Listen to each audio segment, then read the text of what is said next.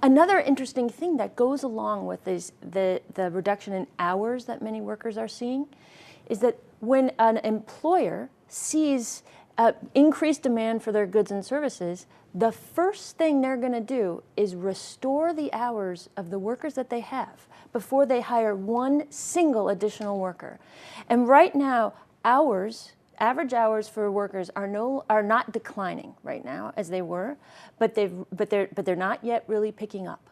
And so what we have to see first is hours being restored before we start to see hiring picking up in a healthy way. And we're not really seeing that restoring of hours happening yet. A lot of the stimulus proposals, Mike, centered on the taxes that employers and employees pay. And if we change the formulas a little bit, people will start to hire again.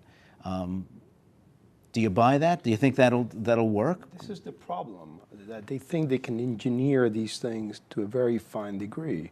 And you really can't, because there's a lot of unintended consequences, that you can't really think ahead. It is really best to create the conditions for the private sector to create the jobs that are needed long-term in our economy. As Heidi and David said, construction has taken a huge hit. It's likely not going to come back for a long time. After construction, manufacturing, although manufacturing has begun to come back in January, it had a nice pickup. But manufacturing, another area that hits some particular segments of the economy particularly hard, also took a huge hit. You can't just go in there and sit in Washington and say, okay, we're going to tinker a little bit with this and tinker a little bit with that. This is going to have effect A, which in turn will have effect B, because you don't know what the other letters of the alphabet will be and when they will fall.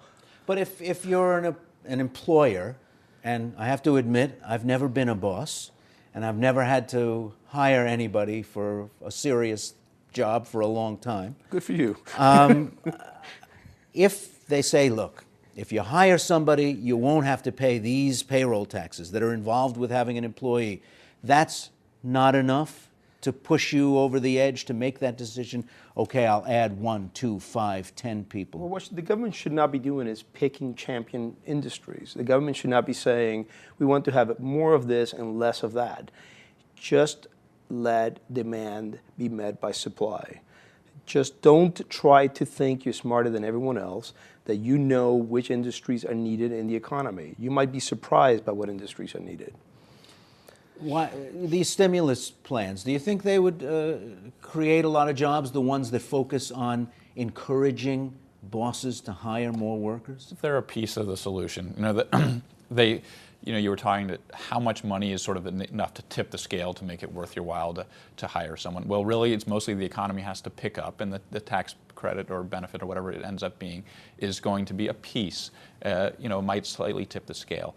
But to get to Mike's point, now at some level, he's right that it's really, there's some difficulty sort of engineering exactly how much, what the right credit, what level is, and sort of we don't really know. But we do know, we have tremendous experience with the kinds of government spending and interventions that do lead to jobs. We've gotten all this evidence from the stimulus, where we have the aid to states, direct hiring of teachers and police officers, firefighters. We know that works directly. We also know giving additional aid to the unemployed so they don't lose their benefits is key, because those people are very likely to spend the money, and that has a multiplier effect. So we have evidence of what works. We should continue to do those kinds of things. Now, we also, as Mike was saying, we need to set up the conditions for long-term growth. That is the key. But what he's trying to say, and where I think he's fundamentally wrong, is that, well, because it's hard, we should do nothing.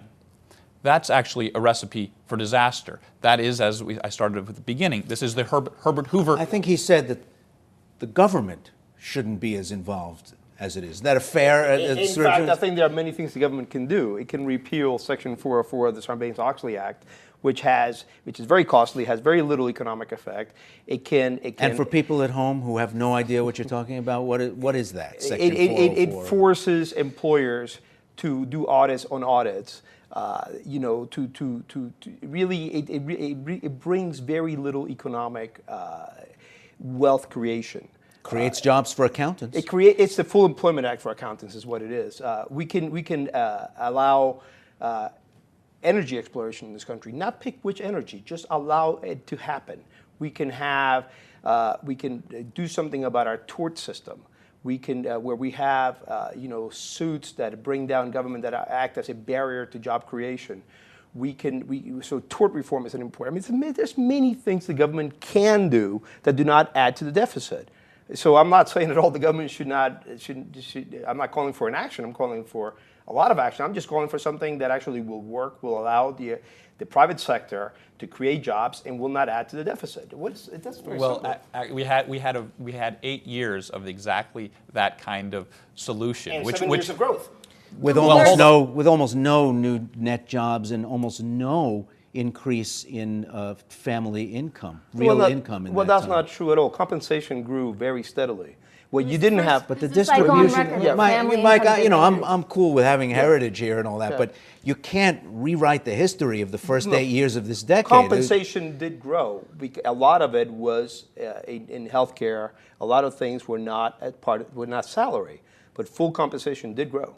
Not at the median. If you saw where if you took that added dollar of compensation and looked at where every new dollar of compensation went, it went almost entirely to the top workers in the top 20% and families in the middle fifth of the economy, where a lot of Latino families are finally, didn't see a dime. Ray, we had unemployment rates of 4 to 5%, less than half of what we have now. Right, and almost no increase in hourly wages. But people were working.